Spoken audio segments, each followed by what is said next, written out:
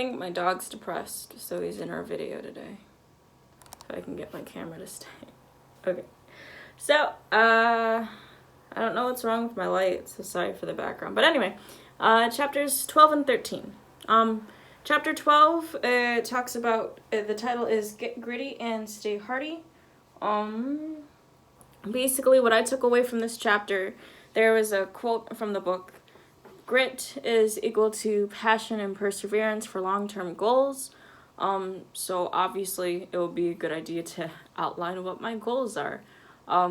Goals for me in like life, I want to come up with like principle guidelines to kind of guide my life.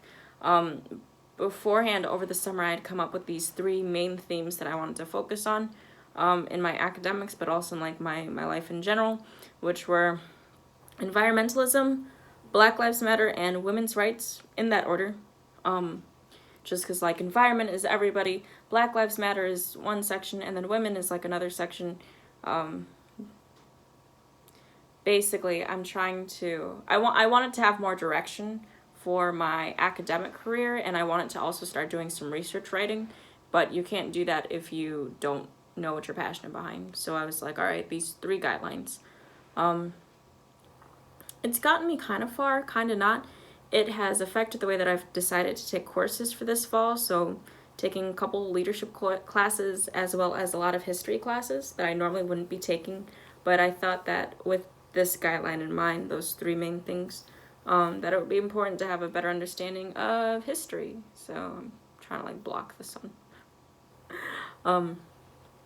So anyway, basically, is this what I want, and how badly do I want it? That was another quote from this chapter that I thought was important, because with grit, you know, you have to have passion behind it, otherwise you're going to lose motivation, and then that passion will eventually turn into perseverance and persistence, because it's like, it's, for one of the morning motivational stuffs that I listened to, he was like, when you want success as badly as you want to breathe, then you'll get it. And that's kind of what grit is all about. When you want to achieve something as badly or as important as it is to you as you breathing, then nothing's gonna get in your way of what your goals are.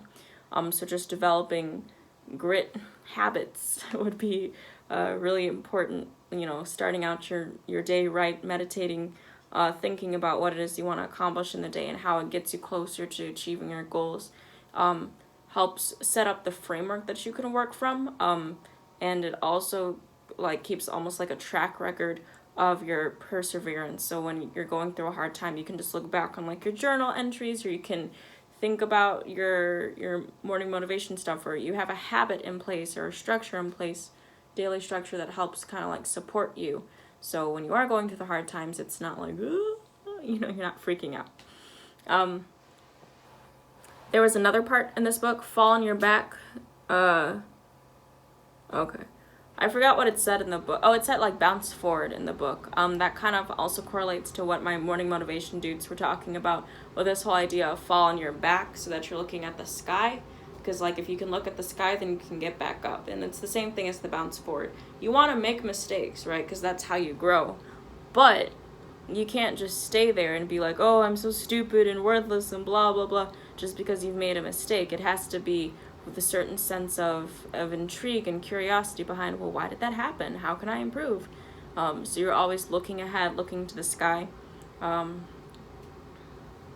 mistakes, which helps develop your grit, because you're constantly looking for your goals, you're constantly looking forward, so you're not just going to sit there and be like, oh, well, can't do it anymore. No, because you have that fire burning inside of you saying, but this is your passion, so you have to. The questions are, oh, that's great. How have you reframed this experience so you could recover and move on? I haven't had a lot of bad academic or work experiences. I'll talk about my work experience. So there's this boy here who really irritates me, and I allow him to irritate me to a certain extent. but it was another opportunity for me to work on my leadership skills, for me to reframe how I was approaching him and how I was approaching my leadership style in general. So basically, there are two dynamics at work that I struggle with. I am a black female. I'm the only black and female manager, only female manager at work. Okay, so I'm working with all of these white men, and from what I've noticed, just being, observational, they have like a lot of ego issues. Like, you can say something to them and mean it the best way and be like, hey, we're just trying to improve, and they can have like a full-on attitude with you. In part, I get this in part because they are my superiors, but it was, sorry, in part because they are my superiors, but also because you have this tiny, young, black female coming up to this man and saying, hey, like, you're not doing this correctly, like, you need to fix this. So there's this kid at work who's also my age. He just got promoted to trainer. I'm very proud of him. But he and I also butt heads a lot because of just our differing goals for work. Like, we have two different reasons to be there. He says all the time, I'm just here to talk and make friends. And I'm like, well, this is my job. This is my career. This is what I'm doing. This is what I'm passionate behind. So that kind of creates like a lot of, butting head moments between us.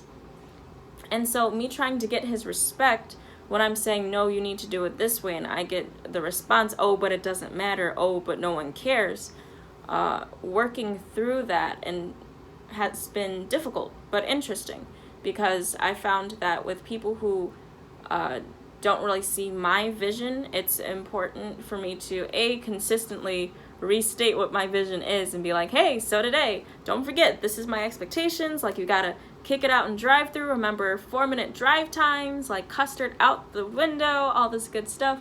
Remember hospitality with my guests, so that reinforcement of what the standards are, but also meeting with him one-on-one and being like, okay, well, you're just here to make friends, that's cool, but what is something about here that, motivates you or inspires you, or what's something that you want to accomplish? So working with him from that newer framework has been beneficial. We've worked on our working relationship, our relationship at work, so now it's like a lot more cordial and things get done. But if I had taken the original approach of, oh, well, if you're not going to listen to me, you can just leave, then we wouldn't have had this opportunity to create this growth in our relationship and to create his own personal growth. So what helped me bounce forward from that situation? My framework with work right now is that I'm going to be using all of these experiences for when I'm a teacher, because I'm going to have kids that, we might not necessarily get along in class or what have you, but I want to be that fire in their lives, or that passion, or that person that says, look, I see you and you're important and I value you. So that's kind of like the framework that I'm coming to with everything that I'm doing, and that helps me continue to move forward, because I'm not getting caught down in my ego saying, oh, well, you didn't like me and woe is me, blah, blah, blah.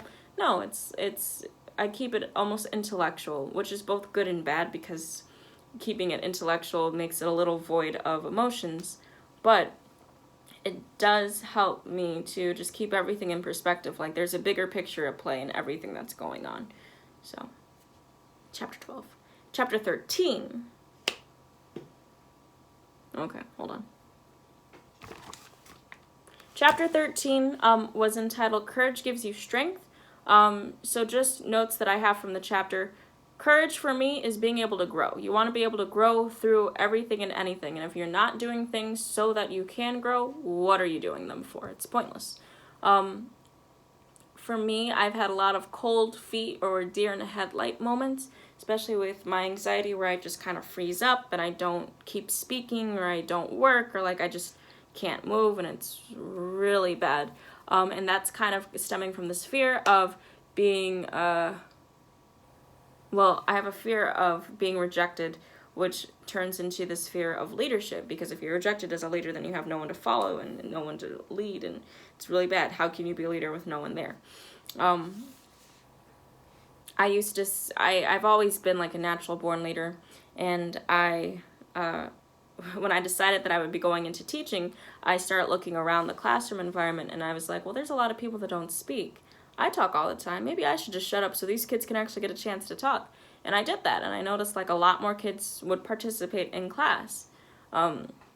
But now it's created this kind of sense of, well, I don't really have anything of value to say, so I'm just going to stay quiet. So I've become my own quiet kid, which is both, again, good and bad because I'm able to sit in and listen more to what's going on, but also bad because I've developed this anxiety. So I'm working through that. What's helping me develop through this anxiety is my life guidelines. I really value justice. I really value peace. I really value change. And all of those things can only be accomplished by having the courage to question the status quo and to also be willing to grow, which is a big issue that I've noticed in education as well, because we've had the same education system for ages and no one wants to really grow beyond that, even though it doesn't work for the majority of kids. So that's why with like everything that I'm doing, it's always with this, well, how can we do this better? How can we improve? And who's being silenced by this? Because there's a lot of people, a lot of students, a lot of kids, a lot of coworkers, a lot of team members who are silenced or shut down by the current processes or current systems that we have in place. And because other people don't have those same lived experiences, they don't see how it's like shutting these people down. But because I've almost put myself in those kinds of situations by stepping back and being quiet and observing, now I'm like, okay, well, you have all this group of people that you're marginalizing, so you have to, you can't just pull them through your system if it doesn't work. You have to adapt the system to what their needs are, is my take. What else did I write?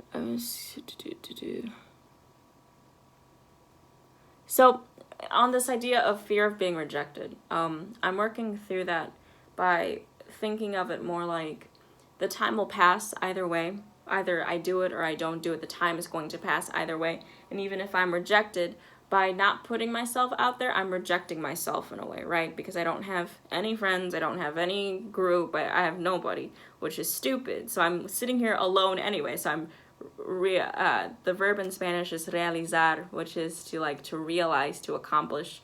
So I'm realizing my own worst fears in this self-isolation thing that I had going on for a while. And so now I'm just like, you know what, I'm just gonna do it. I'm just gonna go out and do stuff. I'm gonna be flamboyant and crazy and my natural fiery self, and that's who I am as a person. Like, I can't keep shoving that down just because it doesn't fit most of the molds. You have to do stuff. So there was a quote again from the book that I really liked, which said, courage is mostly about ordinary encounters with life.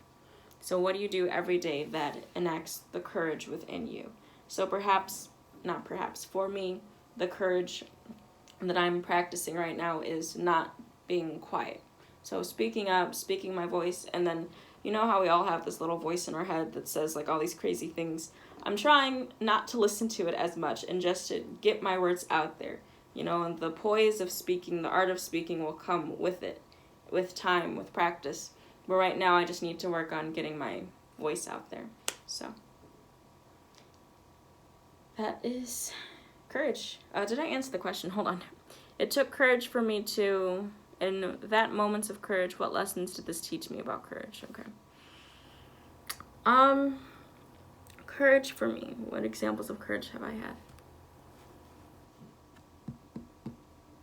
Courage for me right now is, we have a lot of issues going on in my workplace with this idea of hospitality and standards and expectations. And I sat down my Friday shift the kids who worked on my Friday shift, and I was like, look, whatever we've been doing in the past, you gotta scratch it. It's not cutting. It's not up to standards. Having to talk in front of them was terrifying. Having to talk without my normal script of, oh, you got the concrete mixer, you got the ketchup, blah, blah, blah. That was terrifying. But I was motivated by this higher idea that we're moving towards something better now. So I have to start planting these seeds within their mindset. So that was a moment of courage for me, and that's in line with this idea of speaking power to my voice, which basically means I have to speak. I can't keep staying quiet. I can't keep knocking myself down or accepting this anxiety excuse. I have to push through this because I have a vision for the kind of world that I want to have and want to create, and I can't create that if I'm quiet. So